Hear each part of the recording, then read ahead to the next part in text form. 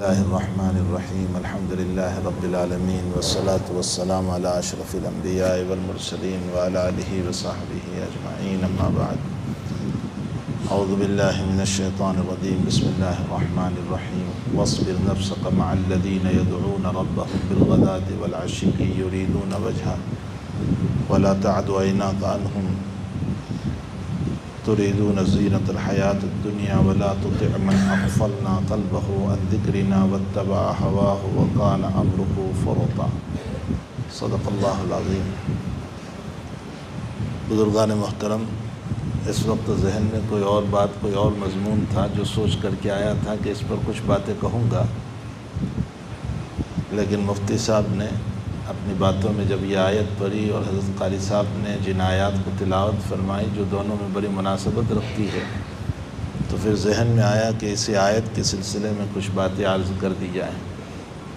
اس آیت کا نزول تب ہوا جب جناب نبی کریم صلی اللہ تعالیٰ علیہ وسلم کے پاس اہل مکہ، جو مکہ کے سردار کہے جاتے تھے، بڑے کہے جاتے تھے، رؤسا کہے جاتے تھے، انہوں نے کہا کہ ہم آپ کی خدمت میں بیٹھنا چاہتے ہیں، آپ کے دین کو سمجھنا چاہتے ہیں، لیکن شرط یہ ہے کہ یہ غربا آپ کے پاس نہیں ہونے چاہیے۔ یہ صہیب ہے، بلال ہے، عمار ہے، یہ گرے پڑے لوگ ہیں، بھلا ہم جیسے شرفاء کے ساتھ، ہم جیسے باعزتوں کے ساتھ یہ کہاں بیٹھے؟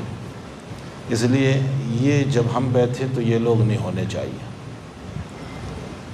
حضرت کے دل میں ان کی بات سے متعلق اس خیال سا گزرا، اور خیال کی بنیاد صرف یہ تھی کہ اگر یہ رؤسائے مکہ ایمان لے آئیں گے تو پھر صرف مکہ نہیں، اطراف مکہ میں بھی ایمان کی ہوا چل پڑے گی۔ میں اس سے پہلے بھی آپ کو بتا چکا ہوں کہ حضور پاک صلی اللہ علیہ وسلم ہمیشہ خواہش مند رہے اس بات کے کہ لوگوں میں ایمان دین زندہ ہو جائیں اور لوگ کلمے کے قائل ہو جائیں، جہنم سے بچ جائیں، جنت میں جانے والے بن جائیں۔ بخاری شریف کی روایت جس سے پہلے بھی ہم پڑھ چکے ہیں، سن چکے ہیں، کہ سعد بن ابی وقاص رضی اللہ تعالیٰ عنہ جب نبی علیہ الصلوۃ والسلام مال تقسیم فرما رہے تھے اور سب کو دے رہے تھے، ایک صحابی کو نہیں دیا، تو سعد بن ابی وقاص رضی اللہ تعالیٰ عنہ نے کھڑے ہو کر کہا کہ یا رسول اللہ یہ بھی مومن ہیں، ان کو دیجیے۔ تو حضرت نے اصلاح فرمائی کہ مسلم کہو، مومن نہیں۔ انہوں نے کہا مومن، حضرت نے فرمایا مسلم۔ اس میں اس بات کی طرف حضرت نے اشارہ فرمایا کہ ایمان کا تعلق قلب سے ہے، تم نے ظاہر کو دیکھا ہے تو ظاہر پر فتویٰ دو، اندر کی بات پر نہ جاؤ۔ ساتھ بیٹھ گئے، دوسری مرتبہ، تیسری مرتبہ، چوتھی مرتبہ بار بار اصرار کرنے لگے کہ حضرت ان کو دیجیے۔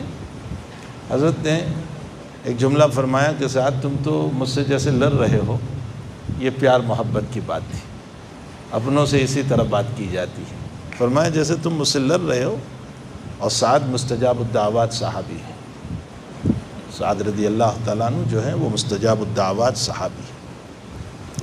بخاری شریف میں ان کا واقعہ ہے کہ جب کوفہ اور بصرہ کے ان کو گورنر بنائے گئے حضرت عمر رضی اللہ تعالیٰ عنہ کی طرف سے، تو ان کے خلاف کچھ شکایتیں اٹھی، اور ویسے بھی الکوفی لایوفی بہت مشہور ہے، سارے مسائل جو ہیں پہلے بھی آج بھی اسی طرف سے اٹھتے رہتے ہیں۔ تو ان کے اوپر کچھ الزامات آئے، ان الزاموں میں ایک الزام یہ بھی تھا کہ سعد جو ہیں وہ اچھی طرح نماز نہیں پڑھاتے، اور دوسرا یہ ہے کہ وہ جہاد میں نہیں جاتے، اور تیسرا یہ ہے کہ مال برابر تقسیم نہیں کرتے۔ حضرت عمر رضی اللہ تعالیٰ عنہ کا معمول یہ تھا کہ جب کسی گورنر کے خلاف شکایت آتی تھی تو حضرت اسی وہلہ میں کسی تحقیق کیے بغیر اس گورنر کو معذور کر دیتے تھے۔ یہ فراست عمری تھی۔ اس کی وجہ یہ ہے کہ شکایت اٹھنے کے باوجود اگر امیر کو برقرار رکھا جائے تو پھر اس صورت میں امیر کے دو مسئلے ہوں گے، یا تو وہ جماعت اور گروہ بندی کر دے گا، کچھ اپنے ہم نوا کچھ مغالب، جس کی وجہ سے امت میں انتشار پھیلے گا، اور دوسری سب سے بڑی بات یہ تھی کہ اگر امیر کو فوری طور پر معزول نہ کیا جائے تو اس صورت میں وہ انتقام لیں گے، اور انتقام کا نتیجہ یہ ہوگا کہ امت میں فتنہ پھیل جائے گا۔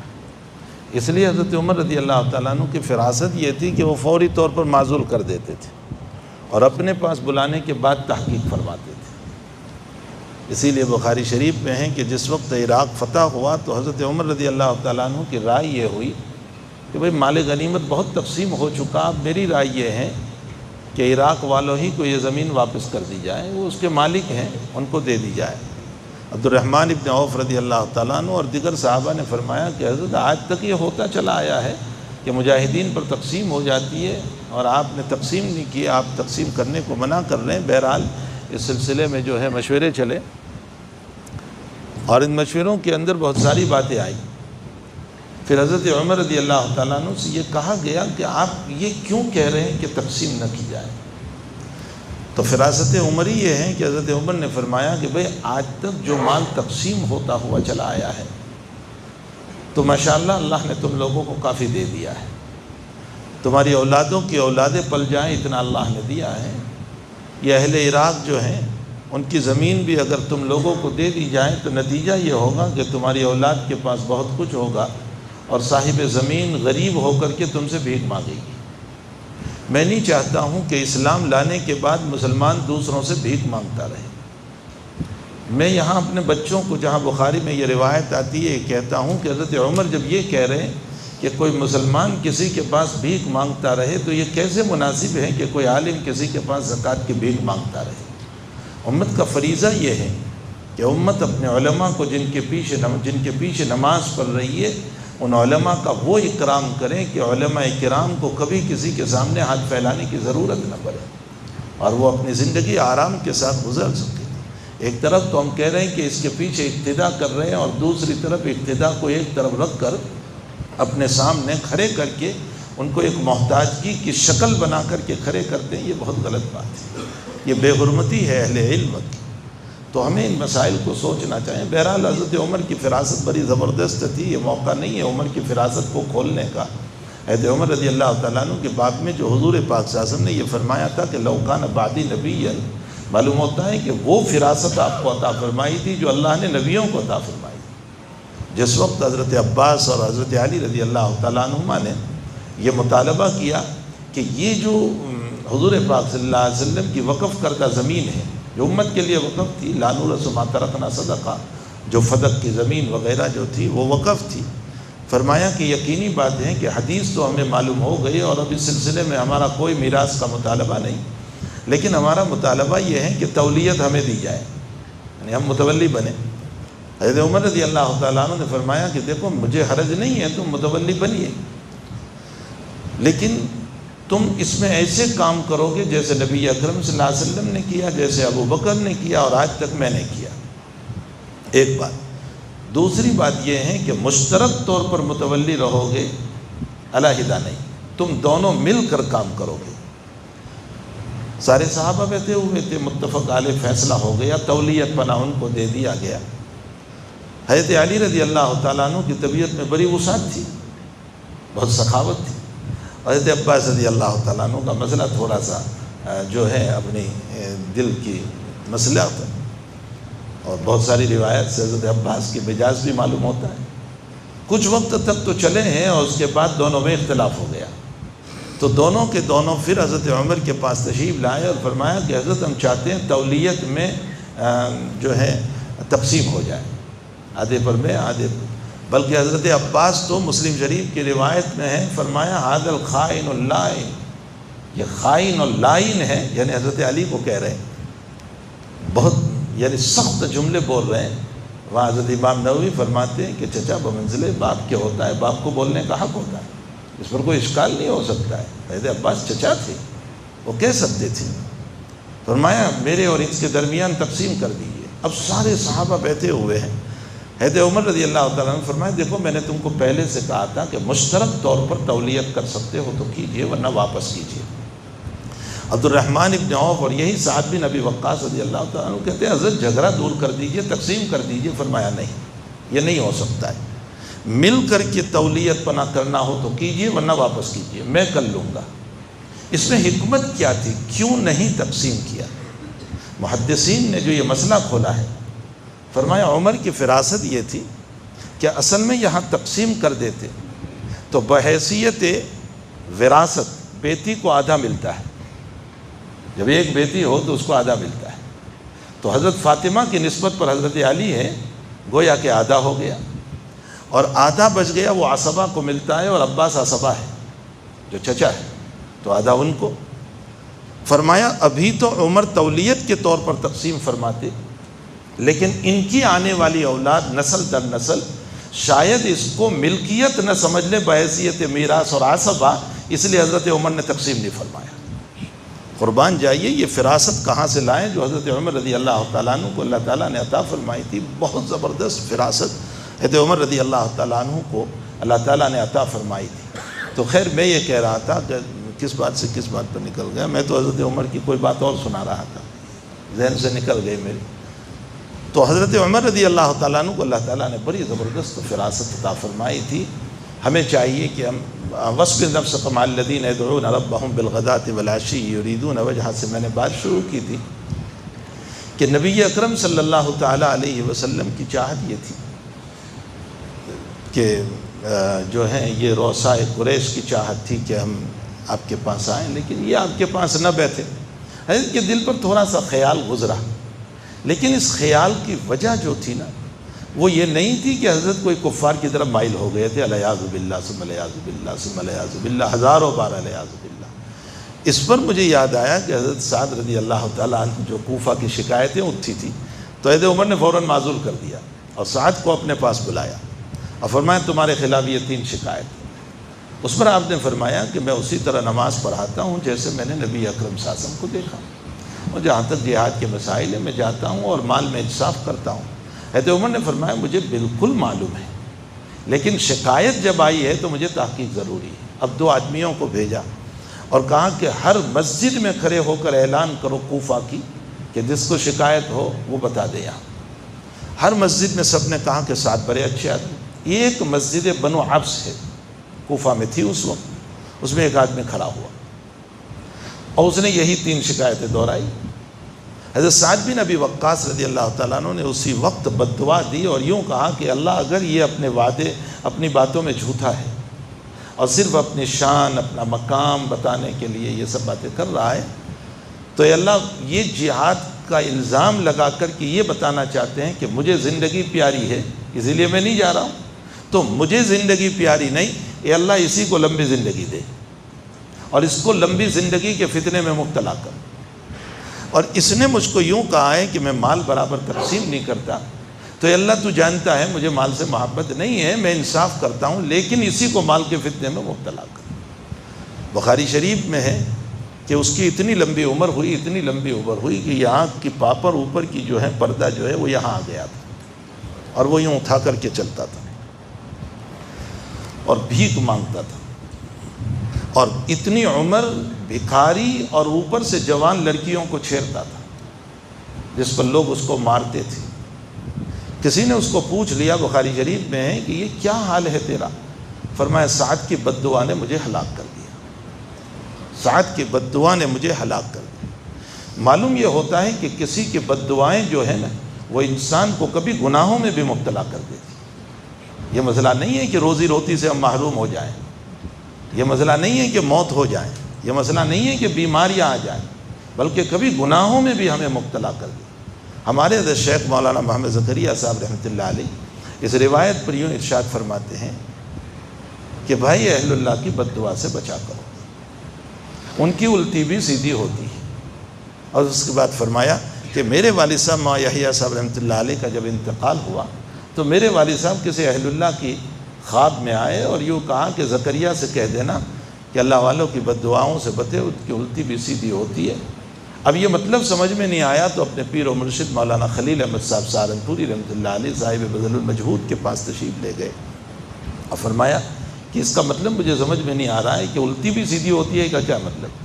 تو حضرت مولانا خلیل احمد صاحب رحمۃ اللہ علیہ نے فرمایا کہ الٹی بھی سیدھی ہونے کا مطلب یہ ہے کہ ان کا دل نہ چاہے اللہ والوں کا تو بھی اللہ اپنے ولیوں کے بدلے میں انتقام لے کر رہتا ہے، کبھی نہ کبھی اس پر حالات آتے ہی ہیں۔ تو خیر سعد بن ابی وقاص مستجاب الدعوات صحابہ میں سے، مجھے تو یہ بتانا ہے۔ حضرت سعد رضی اللہ تعالیٰ عنہ سے حضور نے فرمایا ارے سعد جیسے تم مجھ سے لڑ رہے ہو بار بار اس کو دلانے کے لیے۔ اس کے بعد حضرت سعد رضی اللہ تعالیٰ عنہ فرمایا، حضور پاک صلی اللہ علیہ وسلم نے فرمایا سعد تو جن کی سفارش کر رہا ہے نا، جن کو میں نہیں دے رہا ہوں، اس کے ایمان پر مجھے اعتماد ہے، بڑی بات ہے کہ حضرت اپنے اعتماد کا اظہار کریں. اور جن کو میں دے رہا ہوں نا وہ ایمان میں کچے ہیں، مؤلفت قلوب ہے، تو ان کو ایمان میں پکا کرنے کے لیے میں دے رہا ہوں. معلوم ہوتا ہے کہ نبی کا مال کو تقسیم کرنا بھی جنتی بنانے کے لیے تھا، نہ کہ پارٹی بنانے کے لیے. آپ قربان جائیے، آج میں اس لیے مال دے رہا ہوں کہ میری پارٹی بن جائے، میری تعریف کرتا ہو جائے، میرے پیچھے گھومنے والا ہو جائے. میں اس لیے مال دے رہا ہوں. اور حضرت کی چاہت یہ تھی کہ حضرت چاہتے تھے کہ وہ جنتی بن جائیں، جہنم سے بچ جائیں. ہمارے حضرت شیخ یونس صاحب قدس سرہ نے اس حدیث شریف پر ہم کو جو سبق میں جملہ کہا تھا وہ یہ کہا تھا کہ میں بھی چاہتا ہوں کہ ساری دنیا مسلمان ہو جائے. فرمائیں اس بنیاد پر نہیں کہ مسلمانوں کی کثرت ہو جائے، مسلمانوں کی میجورٹی ہو جائے، اس بنیاد پر نہیں، اس بنیاد پر کہ لوگ جہنم سے بچ کر جنت میں جانے والے ہوں. ہماری بھی سوچ یہ ہونی چاہیے کہ کبھی ہم آدی واسیوں کے محلوں سے گزرے، کبھی ہم ہریجنوں کے محلوں سے گزرے، کبھی ہم غیر مسلموں کے محلوں سے گزرے، تو وہاں دو لفظ دعا کے کہہ لیا کریں اپنی گاڑی میں بیٹھ کر، اپنے بائک پر بیٹھ کر، اے اللہ ان کے لیے تو دنیا میں بھی ذلتیاں ہیں، رسوائیاں ہیں، غریبی ہے، فقیری ہے کہ دوسروں کے گھر پہ کام کر کے دو روٹی کھا رہے ہیں. اے اللہ اگر ان کا ایمان نہ بنا تو ان کی تو آخرت بھی جہنم ہے. مولا ان کو ایمان دے دے، کم سے کم آخرت تو بن جائے گی، ان کی جنت تو بن جائے، یہ جنت کی نعمتوں سے تو مالا مال ہو جائیں. ایک مومن کی یہ طرف ہونا چاہیے، ایک مومن کے دل میں یہ ارمان ہونے چاہیے. تو حضور پاک صلی اللہ علیہ وسلم نے کہ خیال جو گزرا تھا وہ اسی بنیاد پر گزرا تھا کہ ان کو ایمان نصیب ہو جائے. تو حضرت کا خیال گزرا اور وہ لوگ آئے بھی آپ کے پاس. اسی پر عبس وتولی بھی نازل ہوئی ہے کہ اسی وقت عبداللہ ابن مکتوم رضی اللہ تعالیٰ عنہ تشریف لے آئے اور حضرت کی پیشانی پر ذرا سا بل آیا، یعنی ناگواری ہوئی کہ عبداللہ ابھی کہاں گیا، یہاں یہ بیٹھے ہوئے ہیں، ابھی یہ لوگ اٹھ جائیں گے، چلے جائیں گے. وہی ایمانی جذبے کی بنیاد پر، کوئی حرص دنیا مقصود نہیں تھی، ایمانی جذبہ تھا کہ یہ لوگ ابھی چلے جائیں گے. تو اللہ تعالیٰ نے اس پر عبس وتولی ان جاءہ الاعمی وما یدریک لعلہ یزکی او یذکر فتنفعہ الذکریٰ یہ آیات نازل فرمائی. حضرت شاہ عبدالعزیز صاحب رحمۃ اللہ علیہ نے فرمایا کہ محبوب کو کہنا تھا، اس لیے غائب کے صیغے سے تعبیر فرمایا عبس وتولی، اس لیے کہ محبوب کو خطاب سے کہنا اچھا نہیں ہے. بہت پیاری بات فرمائی. محبوب کو یوں کہا جائے تو ایسا ہے تو اس کو برا لگے گا، لیکن غائب کے صیغے سے تعبیر کرنے کے بعد کوئی یہ سمجھ لے کہ یہ نہ معلوم کس کو کہا جا رہا ہوگا، تو پھر آگے خطاب کا صیغہ بھی لے آئے اور فرمایا یہ کلام تو محبوب ہی کی طرف ہے. عبس وتولی ان جاءہ الاعمی وما یدریک لعلہ یزکی، تو یہ یدریک میں خطاب کر کے یہ بتایا کہ یہ اگلا جو کلام پہلا جو گزرا ہے وہ میرے محبوب ہی کو ہے، لیکن میں نے محبتانہ انداز اختیار کیا ہے. محدثین مفسرین بھی باتیں ایسی کرتے ہیں کہ جب قرآن سمجھتے ہیں نا تو پیار پیدا ہو جاتا ہے، محبت پیدا ہو جاتی ہے. اسی لیے حضور کے تذکروں میں لذت آتی ہے، محبتیں آتی ہے. اور ہم نے اپنے شیخ سے بار بار سنا، نبی کی محبت پیدا کرو مولا کی محبت پیدا ہوگی. فرمایا اسی کی محبت میں مولا کی محبت ہے. شیخ احمد رفاعی رحمۃ اللہ علیہ نے ایک مرتبہ خواب دیکھا، بڑے بزرگوں میں سے ہیں. خواب دیکھا اور خواب میں نبی اکرم صلی اللہ علیہ وسلم کو فرمایا کہ اللہ کی محبت میں حضرت میں اتنا ڈوبا ہوا ہوں کہ آپ کی طرف میری زیادہ توجہ اور رخ نہیں ہو رہا ہے. فرمایا تم میرے بغیر تو اوپر جا ہی نہیں سکتے ہو. نبی علیہ الصلوۃ والسلام فرما رہے کہ تم میرے بغیر تو اوپر جا ہی نہیں سکتے ہو، یعنی میری محبت ہو اس لیے. اور پھر باقاعدہ حضور نے آیت تلاوت فرمائے، ان کنتم تحبون اللہ فاتبعونی یحببکم اللہ ویغفر لکم ذنوبکم. فرمایا محبت تو تبھی ملے گی جب میری اتباع کرو گے، میری طرف توجہ ہوگی، تبھی تو تمہیں محبت ملنے والی ہے. تو عبس وتولی ان جاءہ الاعمی وما یدریک لعلہ یزکی. آگے جو بات فرمائی شاہ عبدالعزیز صاحب رحمۃ اللہ علیہ نے ایک عجیب و غریب نکتہ یہاں لکھا ہے. ارشاد فرمایا کہ اللہ تعالیٰ یوں کہہ رہا ہے کہ محبوب آپ ان کے پیچھے پڑ گئے جن کے باب میں کوئی خاص خیال بھی نہیں ہے کہ یہ ایمان لائیں گے. آپ عبداللہ کی طرف متوجہ ہوتے، کم سے کم یزک کا وہ دل کو پاک کرنے والا تھا، یا کچھ نہیں اب یزک کروں یا نصیحت تو حاصل کرتا. یعنی یہاں یقین کا درجہ ہے اور وہاں ظنیات کا درجہ ہے، تو آپ یقین چھوڑ کر ظن کی طرف کہاں چلے گئے؟ یہاں شاہ عبدالعزیز صاحب فرماتے ہیں کہ غیر مسلم کو دعوت دینا ظنیات کے درجے میں، اس کے بجائے یقین کے درجے میں مومن فاسق کو دعوت دینا یہ اولا ہے۔ یعنی جو مومن فاسق ہے، فاجر ہے، اس کو ایمان کی حرارت بھرنا اور اس میں نماز کی حرارت کو بھر دینا یہ بہتر ہے ان لوگوں کو دعوت دینے کے مقابلے میں جن کے اندر کوئی خاص توجہ بھی ان کی ایمان کی نہیں ہے اور نہ ایمان کی طرف آنے کے امکانات ہے، یہ خیالات کا درجہ ہے۔ فرمایا اس کے بجائے ایک مومن کو ایمانی مشغلے پر ڈال دینا یہ زیادہ اولا ہے۔ تو خیر یہ آیات اسی پر نازل ہوئی، اس پر نبی علیہ السلام کو یہ کہا گیا۔ یہ صحابہ کا جب مسئلہ ہوا تو آپ نے فرمایا پیغمبر صلی اللہ علیہ وسلم آپ اپنے آپ کو محبوس رکھیے، اپنے آپ کو روکے رکھیے ان صحابہ کے ساتھ، وَاصْبِرْ نَفْسَكَ مَعَ الَّذِينَ يَدْعُونَ رَبَّهُمْ بِالْغَدَاةِ، جو صبح شام اللہ کو پکارتے ہیں۔ ایک خاص یہاں اللہ نے جس بات کی طرف اشارہ فرمایا، یریدون وجہ، اخلاص کے ساتھ، یہ مخلصین ہیں۔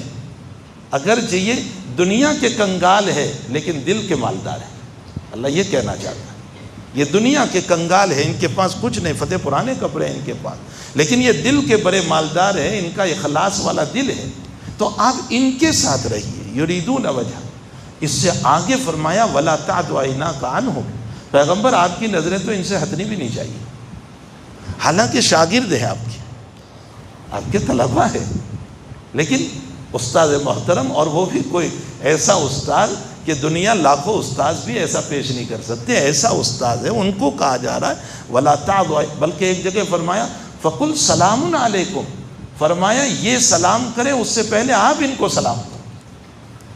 کیا کہا جا رہا ہے؟ ہمارے حضرت اقدس تھانوی رحمۃ اللہ علیہ نے آیات پر یہ فرماتے ہیں کہ حقیقت میں کوئی یہ نہ سمجھ لے کہ کہیں صحابہ کا مقام نبی سے بہت اونچا ہو گیا ان آیات کو پڑھ کر کے۔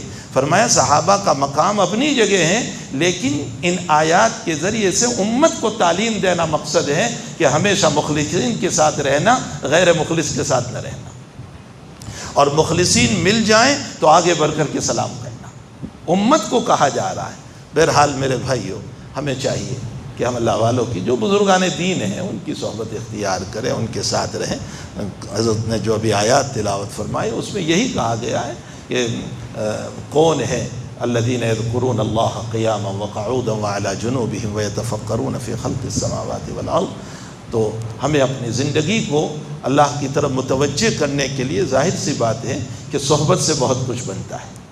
صحابہ کو صحبت ملی نبی اکرم صلی اللہ علیہ وسلم کی، وہ صحابی بنے۔ تابعی کو صحبت ملی صحابہ کرام کی تو ان کا مقام ہوا، تبع تابعین کو صحبت ملی تابعین کی تو ان کا مقام ہوا۔ ہر ایک کو صحبت ہی کی بنیاد پر جو ہے دنیا کے اندر ملا ہے۔ ہمیں چاہیے کہ ہم جو ہمارے اکابر ہے، ہمارے بزرگان دین ہے، ہمارے مشائخ ہے، ان کے پاس وقتاً فوقتاً جایا کریں، ہمیشہ ان کے مجلسوں میں بیٹھیں، ان سے استفادہ کریں، ان کی باتوں کو سنیں۔ لوگ کہتے ہیں فرصت نہیں ملتی، یہ عجیب عالمیہ ہے، فرصت نہیں ملتی، فرصت نہیں ملتی۔ میں ایک جملہ کہتا ہوں کہ یاد رکھو، بیماریاں آتی ہے تو ساری فرصتیں نکل آتی ہے، پھر بخار جب چلتا ہے نا پھر ساری فرصتیں، پھر دکان بھی غائب، پھر معاملات بھی غائب، پھر سارے، بلکہ اکیلے پڑے رہنے کو جی چاہتا ہے، پھر فرصت ہی فرصت ہے، فرصت نہیں ملتی۔ حق تعالیٰ نے صحت دی ہے نا، اس لیے یہ جملہ ہے کہ فرصت نہیں ملتی۔ جب صحت چھین لے گا تو پھر کہیں گے بہت فرصت ہے، پھر کہتے ہیں کوئی دوست آوے بلانے، ذرا میرے ساتھ بیٹھو نا، یا ٹائم پاس نہیں ہو رہا ہے، وقت نہیں گزر رہا ہے، اب بہت فرصت ہے۔ تو یاد رکھو وہ وقت آنے سے پہلے کہ بیماریوں میں پھنس جائیں اور فرصت ہی فرصت ہو، اس سے پہلے فرصت نکال کر کے ہم جائیں۔ ہمیں چاہیے کہ ہم فرصت نکالیں، اپنا وقت نکالیں۔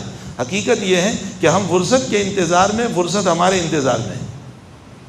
ذرا جملہ بعد میں سمجھ لینا، ہم فرصت کے انتظار میں، فرصت ہمارے انتظار میں ہے کہ ہم فارغ ہو جائیں اور ذرا دین کی طرف متوجہ ہوں، اللہ کی طرف متوجہ ہو، نبی علیہ السلام کی مبارک تعلیمات کی طرف متوجہ ہو، اور اپنی زندگی کو بنانے کی ہر مجلس میں یہ کہتا چلا آیا ہوں کہ یہ فانی دنیا کبھی نہ کبھی ختم ہونی ہے، چھوڑنی ہے، نہ چھوڑیں گے تو زبردستی چھڑائی جائے گی۔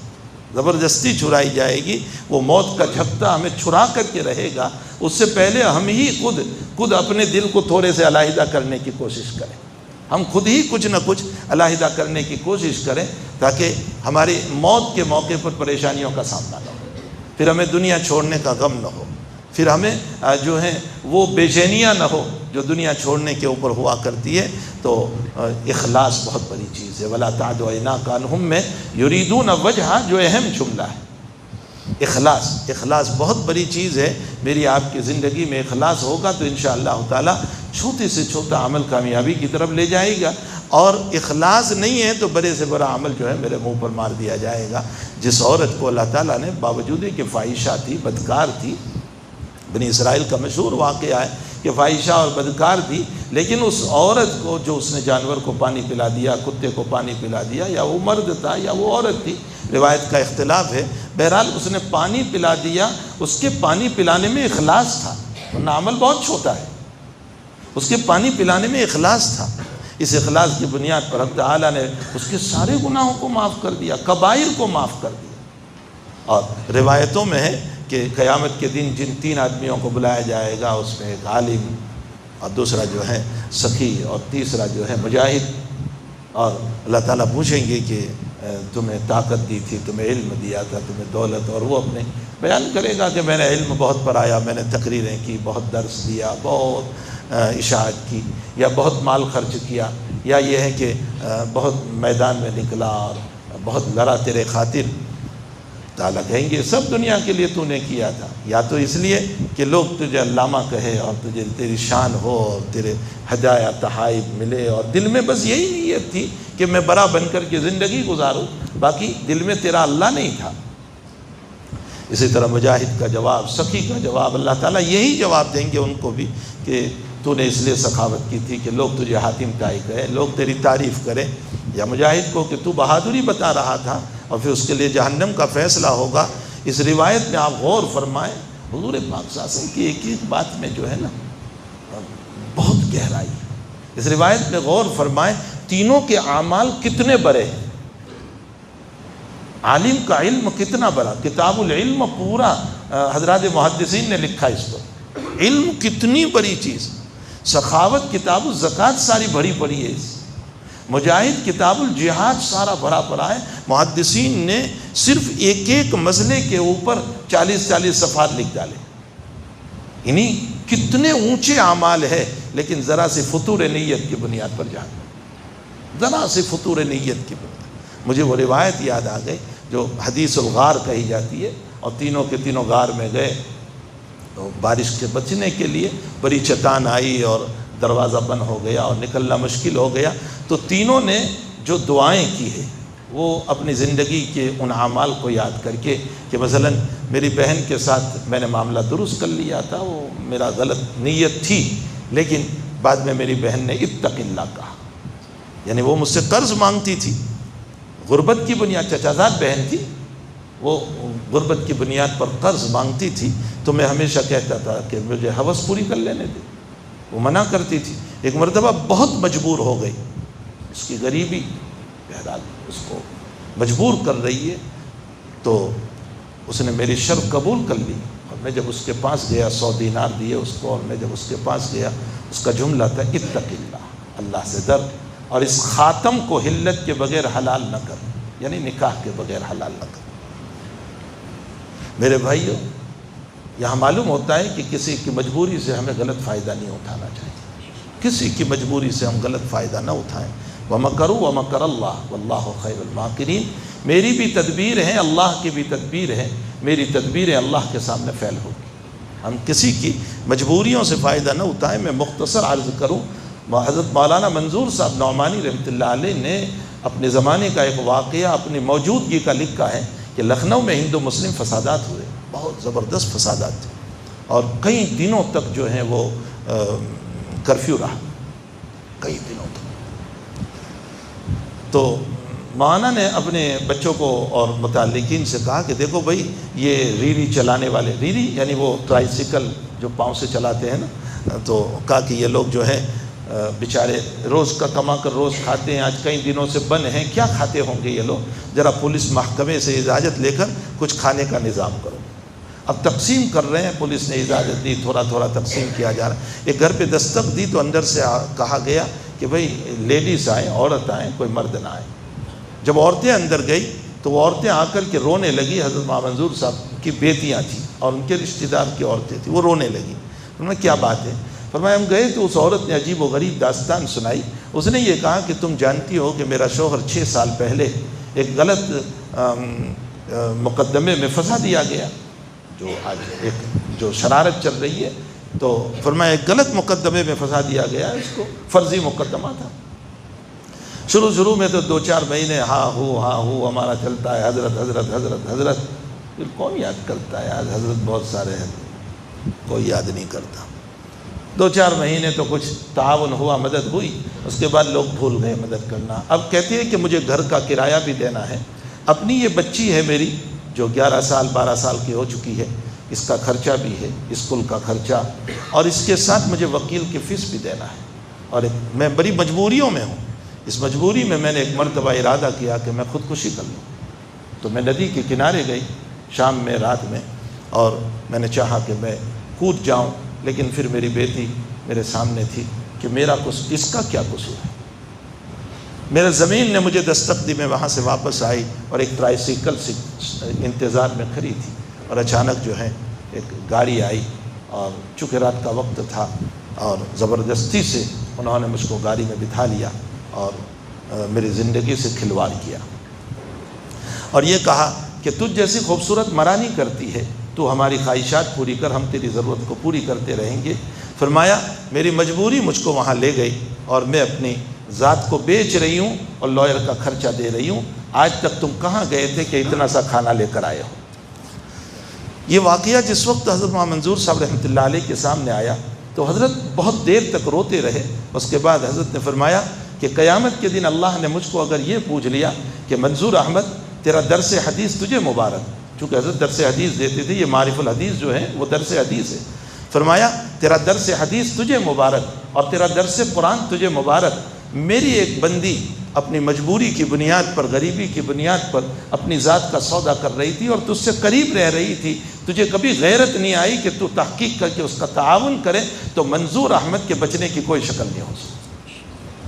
میرے بھائیوں، ایسے کئی لوگ ہوں گے بیچارے جو اپنی مجبوریوں کی زندگی گزار رہے ہوں گے، لیکن ان کی زبان نہیں اٹھ رہی، وہ کسی کو کہہ نہیں سکتے، ان کے اقارب، ان کے رشتہ دار، ان کے شوہر جیلوں میں سر رہے ہیں، برسوں گزر گئے ہیں کہ جیلوں میں سر رہے ہیں، اور ان کا تعاون کرنے والا کوئی نہیں، ان کی مدد کرنے والا کوئی نہیں، ان کو محبت کی نظر سے دیکھنے والا کوئی نہیں ہے۔ آپ ان کے گھروں سے پوچھئے کہ ان پر کیا گزر رہی ہوگی۔ ہمیں چاہیے کہ ایسے لوگوں کا تعاون کریں، ان کی مدد کریں، تو بہرحال کسی کی مجبوری سے فائدہ نہیں اٹھانا چاہیے۔ تو چچا زاد بہن کا اتق اللہ، میں ہٹ گیا، اللہ میرا عمل تجھے پسند ہو تو مجھے جو ہے اس شیطان کو ہٹا دے۔ اور دوسرے نے کہا کہ میرے ماں باپ کی بہت خدمت کی، رات بھر دودھ لے کر کھڑا رہا، عمل پسند ہوئے تو مجھے ہٹا دے۔ اور تیسرے نے کہا کہ رب کریم تو خوب جانتا ہے میرے اعمال کو اور میری زندگی کو، کہ میں نے ایک مزدور کو مزدوری پر لیا تھا، شام ہوئی اور وہ مزدوری چھوڑ کر چلا گیا، تو میں نے اس مزدور کے جو پیسے تھے اس کو اپنے معاملات میں لے لیا، اس کو پارٹنر بنا لیا۔ میں جب اس حدیث پر پہنچتا ہوں تو اپنے طلباء کو میزان کہتا ہوں کہ وہاں مزدور کو پارٹنر بناتے تھے، یہاں پارٹنر کے لوگ پیسے نہیں دیتے، وہاں مزدور کو پارٹنر بناتے تھے کہ اس کی تھوڑی سی مزدوری ہے تو لاؤ اس کو جو ہے میں اس کو اپنا پارٹنر بنا لوں، اور جو کچھ انکم ہوئی اور اس میں سے دیا، اللہ تو خوب جانتا ہے۔ ان تینوں، اب اس میں ایک بات تو ہمیں یہ مل رہی ہے کہ تینوں کا عمل اخلاص سے تھا، اس بنیاد پر اللہ نے چٹان ہٹا دی۔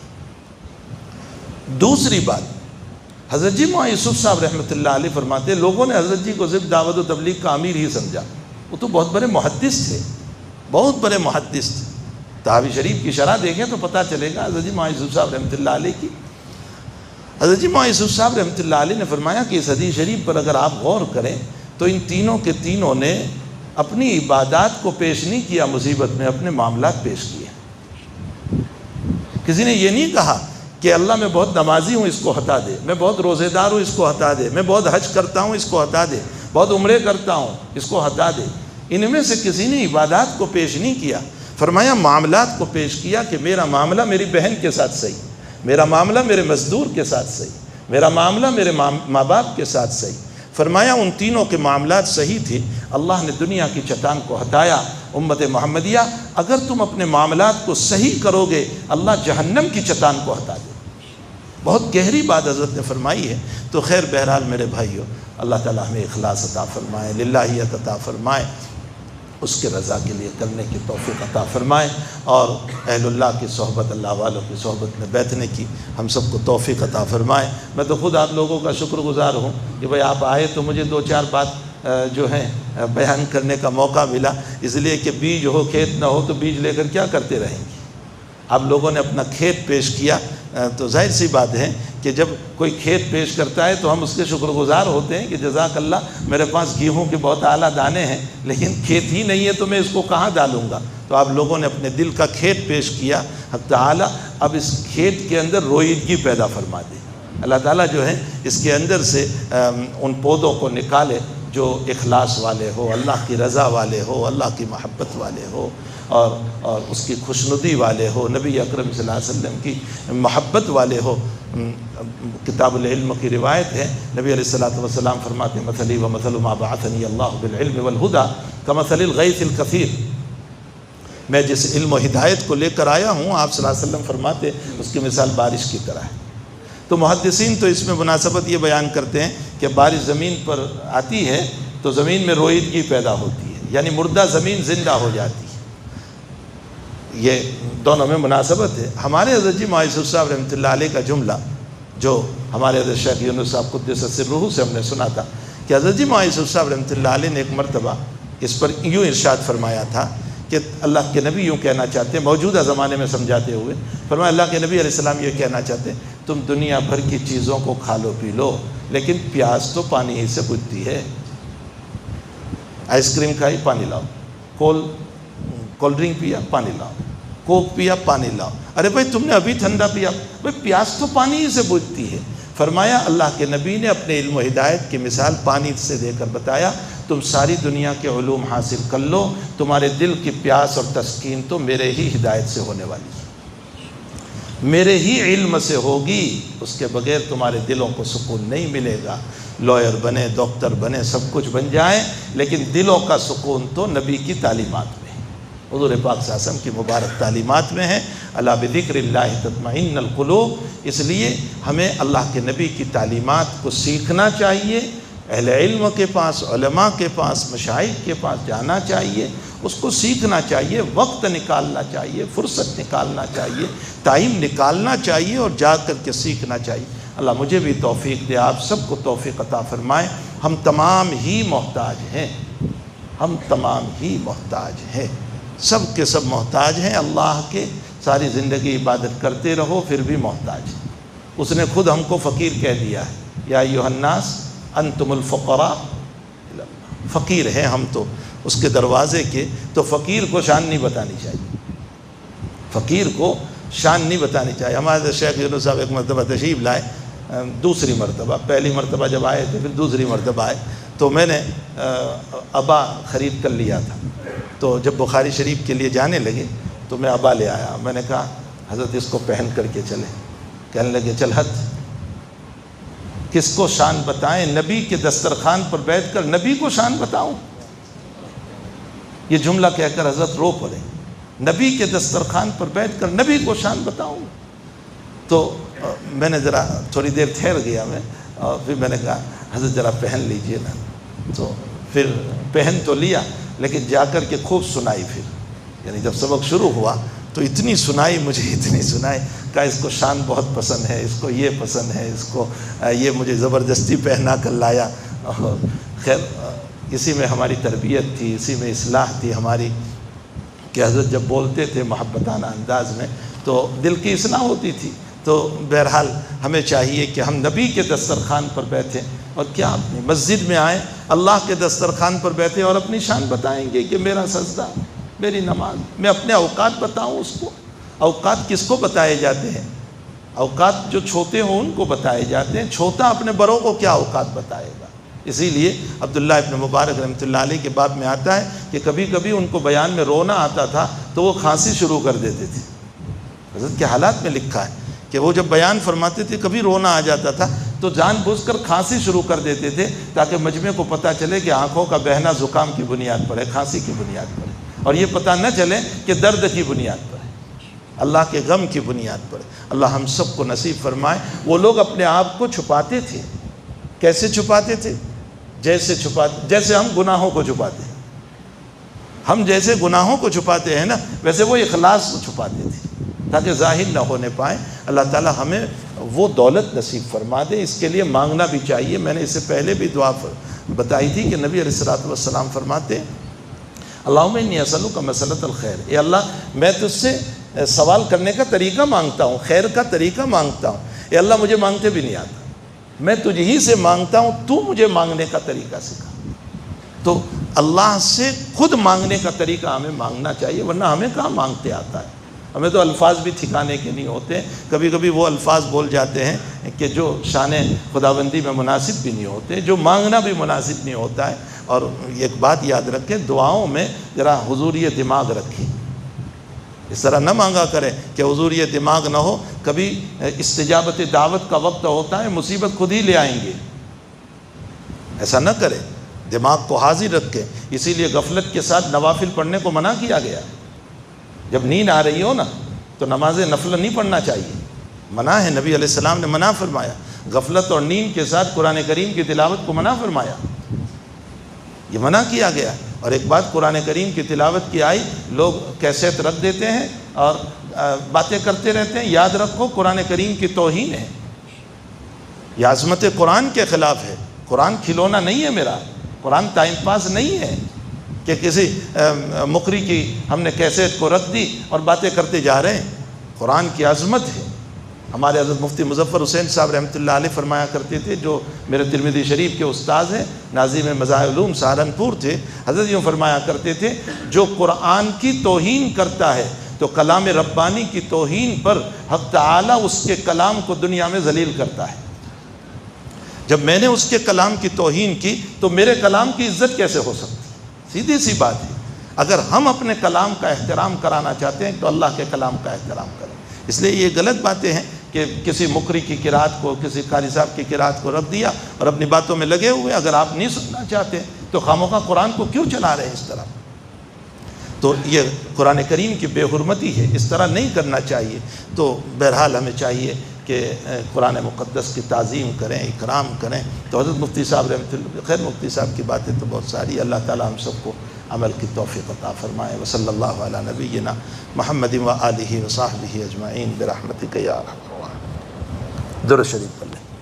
الحمدللہ رب العالمین والعاقبۃ للمتقین والصلاۃ والسلام علی اشرف الانبیاء والمرسلین وعلی آلہ وصحبہ اجمعین۔ اللہم صلی علی سیدنا حبیبنا وشفیعنا وسندنا مولانا محمد وبارک وسلم۔ اللہم صلی علی سیدنا حبیبنا وشفیعنا وسندنا مولانا محمد وبارک وسلم۔ اللہم صلی علی سیدنا حبیبنا وشفیعنا وسندنا مولانا محمد وبارک وسلم۔ اللہم ربنا آتنا فی الدنیا حسنہ وفی الآخرۃ حسنہ وقنا عذاب النار وقنا عذاب القبر وقنا عذاب الحشر وقنا عذاب الفقر وقنا عذاب الدین واحشرنا یوم القیامۃ مع المتقین مع الابرار۔ اللہ ہمارے گناہوں کو معاف فرما، اللہ ہمارے قصوروں سے درگزر فرما، اللہ ہماری سیاہ کاریوں سے معافی عطا فرما، اللہ ہمیں سچی توبہ کی توفیق عطا فرما، اللہ ہمیں سچی توبہ کی توفیق عطا فرما، اللہ ہمیں سچی توبہ کی توفیق عطا فرما۔ اللہ توبہ پہ استقامت نصیب فرما، اللہ توبہ پہ استقامت نصیب فرما۔ اللہ نفس و شیطان ہمارے ساتھ ہے، گندا ماحول ہمیں اللہ غلط دعوتیں دیتا ہے، اور عریانیت اور بے حیائی مسجد سے نکلتے ہی سامنے آتی ہے۔ اے اللہ ان تمام جھمیلوں کے باوجود ہماری کوششیں ہیں کہ ہم دین پر باقی رہیں، ایمان پر باقی رہیں، تیری توحید پر باقی رہیں، تعلیمات نبوی علی صاحب الصلاۃ والسلام پر باقی رہیں، لیکن اے اللہ نفس و شیطان ہمیں جمنے نہیں دیتا ہے۔ اے اللہ آپ ہمارا ہاتھ پکڑ لیجئے، اللہ آپ ہمارا ہاتھ پکڑ لیجئے، اللہ آپ ہمارا ہاتھ پکڑ لیجئے، اللہ آپ ہماری پیشانی پکڑ لیجئے۔ اللہ بچہ جب چلتے چلتے تھک جاتا ہے ابا سے کہتا ہے ابا مجھے اٹھا لیجئے، ابا اٹھا لیتا ہے تو بچے کی تھکاوٹ دور ہو جاتی ہے، حفاظت ہو جاتی ہے۔ مولا ہم بھی دشمنوں اور حسد اور بغض اور شیطان اور نفس سے مقابلہ کرتے کرتے تھک چکے ہیں۔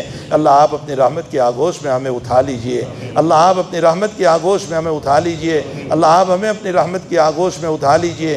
اے اللہ ان دشمنوں سے ہمیں بچا لیجئے، اللہ ان دشمنوں سے ہمیں بچا لیجئے، اللہ ان دشمنوں سے ہمیں بچا لیجئے۔ اے اللہ ہمارے صغائر کو بھی معاف فرما، ہمارے کبائر کو بھی معاف فرما، ہماری جو ہے ظاہری زندگی کو بھی معاف فرما، ہماری باطنی زندگی کو بھی معاف فرما۔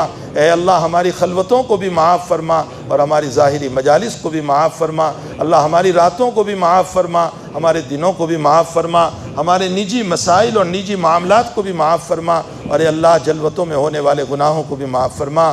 رب کریم ہم آپ سے معافی چاہتے ہیں، اللہ ہم صدق دل سے معافی چاہتے ہیں، اللہ ہم صدق دل سے معافی چاہتے ہیں، اللہ ہم صدق دل سے معافی چاہتے ہیں۔ ان مبارک دنوں میں اور ان مبارک راتوں میں آپ ہمیں معاف فرما دیجئے، اللہ آپ ہمیں معاف فرما دیجئے، اللہ آپ ہمیں معاف فرما دیجئے، اللہ آپ نہ چاہیں پھر بھی معاف کر دیں۔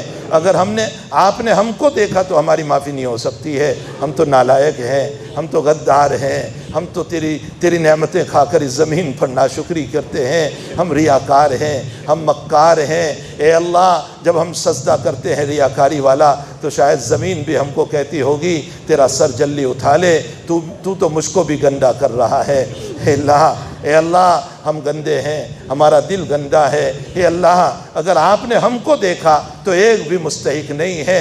اے اللہ استحقاق کی بنیاد پر بھیک نہیں مانگ رہے ہیں، رحمت کی بنیاد پر بھیک مانگ رہے ہیں۔ اللہ آپ ہمیں معاف فرما دیجئے، صفت رحمت کا معاملہ فرما دے، صفت کرم کا معاملہ فرما دے، صفت ستاریت کا معاملہ فرما دے، صفت عفت کا معاملہ فرما دے۔ اے اللہ اپنی عطاؤں کا معاملہ فرما دے، اپنی بخششوں کا معاملہ فرما دے۔ اے اللہ جب ہم تجھ سے رحمت کی بھیک مانگتے ہیں تو یوں کہتا ہوگا تم تو غدار ہو، تم نالائق ہو، تمہیں ضرورت پڑتی ہے تو میرے دروازے پر آتے ہو، تم مصیبت میں ہمارے پاس آتے ہو، خوشیوں میں مجھے بھول جاتے ہو۔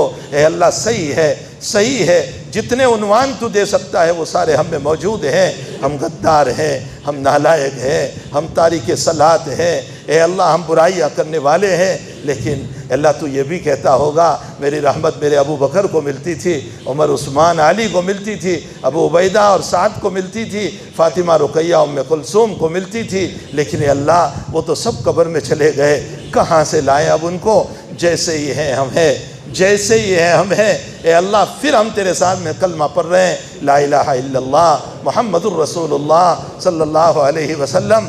تجھے تیرے اس کلمے کا واسطہ ہے معاف فرما دے، تجھے تیرے اس کلمے کا واسطہ ہے معاف فرما دے، تجھے تیرے اس نام کا واسطہ ہے تو ہمیں معاف فرما دے، تجھے تیرے محمد الرسول اللہ کا واسطہ ہے، اس سے بڑھ کر کوئی واسطہ نہیں ہو سکتا ہے۔ اللہ اس واسطے سے تو ہمیں معاف فرما دے، اس واسطے سے تو ہمیں معاف فرما دے۔ اگر تو نے عذاب اتار دیا تو تیرا عین انصاف ہوگا، تو ظلم نہیں کرتا ہے، تو ظلم نہیں کرتا ہے بلکہ ذرہ برابر ظلم نہیں کرتا ہے۔ اے اللہ اگر تو نے عذاب کے کورے برسائے ہمیں کوئی شکوہ نہیں ہوگا، یہ تیرا انصاف ہوگا۔ اے اللہ تو نے پتھر کی بارش برسائی تیرا عین انصاف ہوگا، تو نے زلزلے ڈال دیے تیرا عین انصاف ہوگا، تو نے زمین میں دھسا دیے تیرا عین انصاف ہوگا۔ ہمیں اس پر کوئی اشکال نہیں ہو سکتا ہے، لیکن مولا مدینے میں سونے والا تیرا محبوب بہت روئے گا۔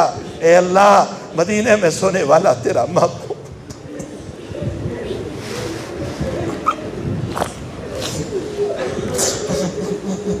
تجھے اس محبوب کا واسطہ ہے، تو نے تو اس کے جسد اطہر سے لگی ہوئی زمین کو کعبۃ اللہ سے بھی افضل قرار دیا ہے۔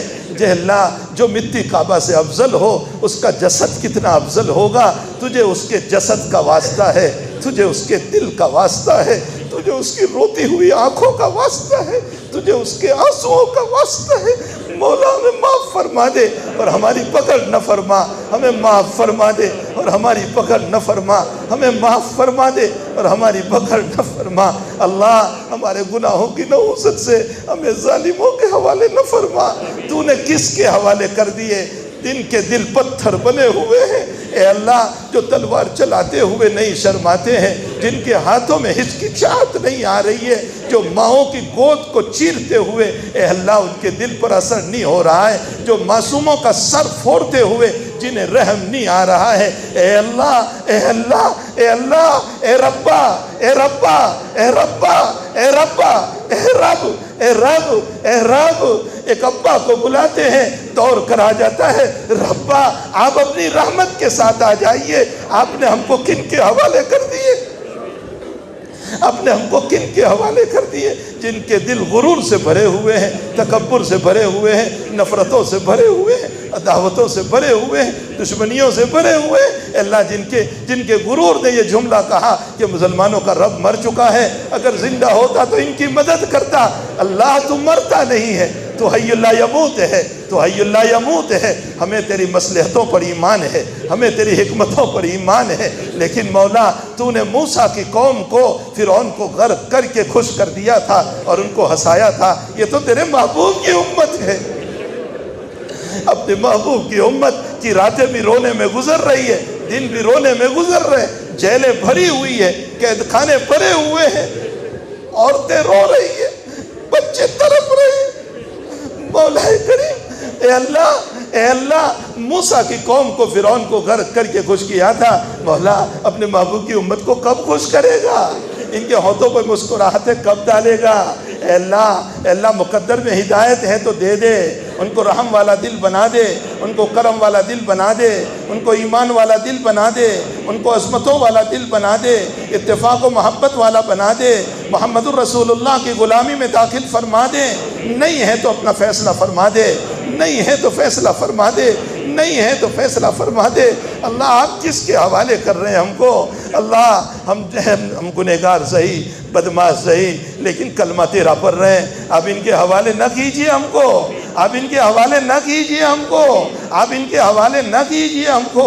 اللہم ربنا لا تسلط علینا من لا یرحمنا بذنوبنا، اللہم ربنا لا تسلط علینا من لا یرحمنا بذنوبنا، اللہم انا نجعلک فی نحورہم ونعوذ بک من شرورہم، اللہم انا نعوذ بک فی نحورہم ونعوذ بک من شرورہم۔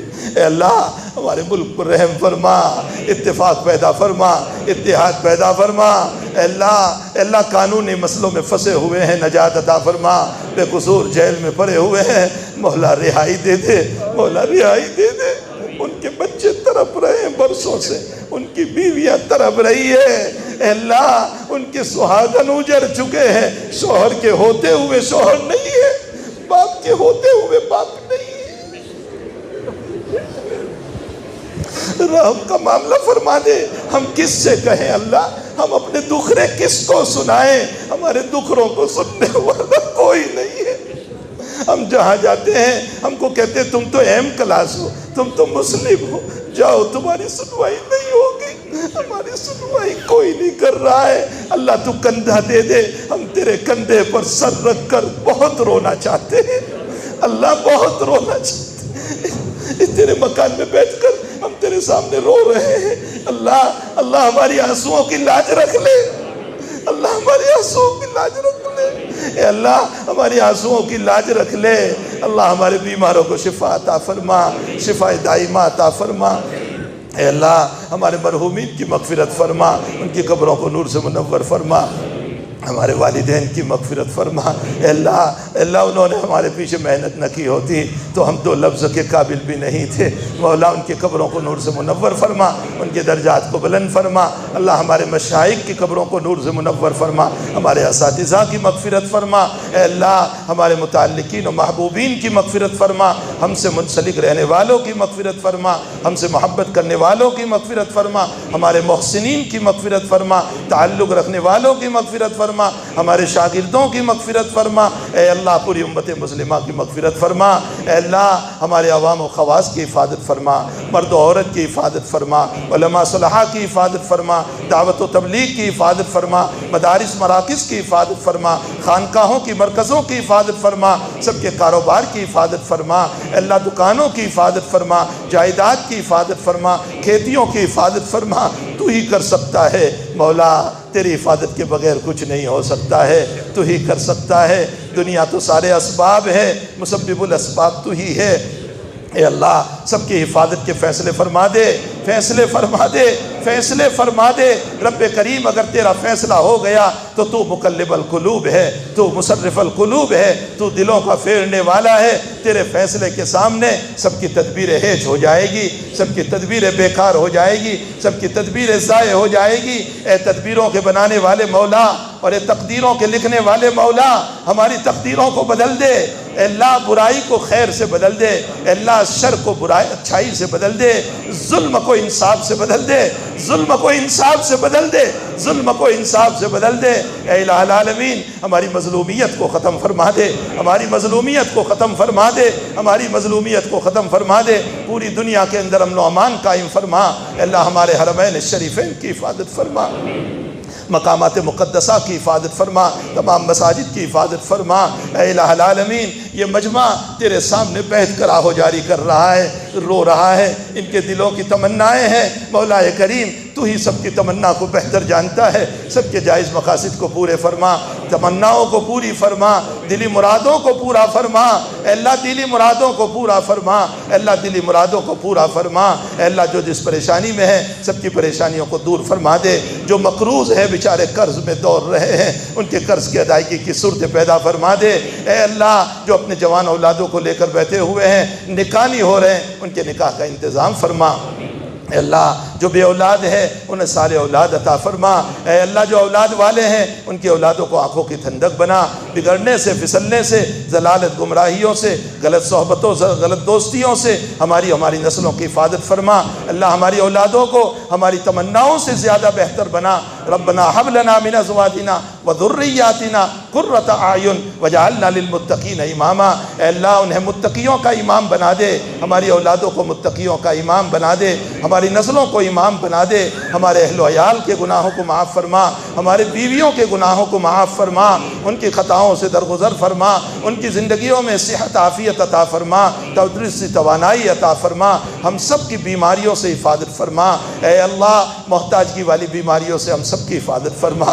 اے اللہ کسی کے محتاج نہ بننے دینا، کسی کے محتاج نہ بننے دینا۔ اے اللہ کہیں ایسا نہ ہو کہ کوئی پیشاب میں پڑا رہے اٹھانے والا بھی کوئی نہ ہو۔ اے اللہ ہم آپ سے معافی چاہتے ہیں، آپ کے حبیب نے ارذل عمر سے پناہ مانگی تھی، ہم بھی ارذل عمر سے پناہ مانگتے ہیں۔ اللہ لمبی عمروں سے حفاظت فرمانا، برکت والی عمر عطا فرمانا۔ اے اللہ صحت والی زندگی عطا فرمانا، عافیت والی زندگی عطا فرمانا۔ جب تک جلائیں آبرو عزت و ایمان کے ساتھ جلانا۔ ہمیں نمازوں پر اللہ جب موت دے ہمیں نمازوں پر موت عطا فرمانا، سجدوں میں موت عطا فرمانا، تلاوت پر موت عطا فرمانا، قرآن پہ موت عطا فرمانا، تعلیم و تعلم پر موت عطا فرمانا، حدیث کی خدمات پر موت عطا فرمانا، مدینے کی گلیوں کی موت عطا فرمانا۔ اے اللہ مدینے کی دیار میں ہمیں موت عطا فرمانا۔ اے اللہ کتے اور بلوں جیسی رجرتی موت سے حفاظت فرمانا۔ میرے مولا موت کے موقع پر ہماری گناہوں کی نحوست سے ہمارے چہروں کو سیاہی سے بچا لینا۔ اے اللہ آبرو عزت والی موت عطا فرمانا۔ ارجعی الی ربک راضیۃ مرضیہ والے پروانے کے ساتھ موت عطا فرمانا، تیری رضا کے ساتھ موت عطا فرمانا، محبوب کی محبت اور اے اللہ عنایتوں والی موت عطا فرمانا۔ اے اللہ ہمیں مانگتے بھی نہیں آتا، اے اللہ ہم بہت کچھ جذبات میں بول جاتے ہیں۔ اے اللہ ہمارے جذباتی کلمات اور توہین کو ہمیں معاف فرما دے، لیکن اے اللہ ہم کس کو سنائیں، ہم کس کو سنائیں؟ اے اللہ ہم تیرے فقیر بندے ہیں، تو نے ہم کو فقیر کہا ہے، اللہ ہم فقیر ہیں۔ اے اللہ تیرے حبیب نے مستر کہا، ہم مستر اور بے چین ہیں، ہماری بے چینیاں دلوں کی تو پہنچ جاتا ہے۔ ہم سے حالات سنے نہیں جا رہے، ہمیں دکھرے دیکھے نہیں جا رہے، ہم مستر ہیں، ہم سائل ہیں، ہم فقیر ہیں، ہم مسکین ہیں۔ اے اللہ ایک مسکین اے اللہ کسی کے در پر جاتا ہے خالی ہاتھ نہیں آتا۔ یہاں تو اتنی بڑی جماعت مسکین بن کر کے بیٹھی ہوئی ہے، اتنے سارے فقیر بیٹھے ہیں۔ تو نے اپنے نبی کو کہا تھا اما السائل فلا تنہر، مانگنے والے کو نہ جھڑکنا۔ اللہ ہم بھی تو مانگنے والے ہیں، اب ہمارا دامن خالی ہاتھ نہ پھیریے۔ دے دے مولا، دامن بھر دے، عافیت سے بھر دے، عزت سے بھر دے، مغفرت سے بھر دے، رحمتوں سے بھر دے، رزق حلال سے بھر دے، عنایتوں سے بھر دے، عزتوں سے بھر دے۔ اے اللہ ہماری ساری دعاؤں کو اپنے فضل و کرم سے قبول فرما، صفت رحمت پر قبول فرما، صفت غفاریت پر قبول فرما، محبوب کے صدقے میں قبول فرما۔ اے اللہ تجھے حسنین کا واسطہ ان کے صدقے میں قبول فرما۔ اے اللہ احد میں تڑپنے والی حمزہ کی ذات کا واسطہ اس کی لاش کے صدقے میں اللہ تو ہماری دعاؤں کو قبول فرما۔ اے اللہ اس مجمع میں بہنے والے آنسو جو بہ رہے ہیں ان میں سے کسی کا آنسو تو تجھے پیارا ہوگا، کوئی تو مخلص ہوگا، اللہ اس کے آمین کے ساتھ، اس کے آنسوؤں کے ساتھ ہم سب کے آمینوں کو بھی قبول فرما۔ آمین یا رب العالمین۔ وصلی اللہ علی النبی الکریم برحمتک یا ارحم الراحمین۔